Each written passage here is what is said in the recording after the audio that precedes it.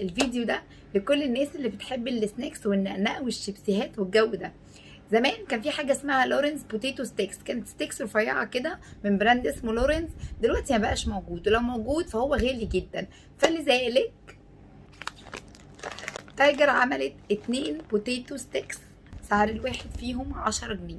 عملت الطعمين دول او دول اللي انا لقيتهم. تعالوا نجرب اول واحد. ده شكله من جوه، يلا نجرب. بسم الله. حلوه جدا ومقرمشه وب10 جنيه بس. يلا نجرب تاني طعم، وده بالشيلي توميتو. شكله من جوه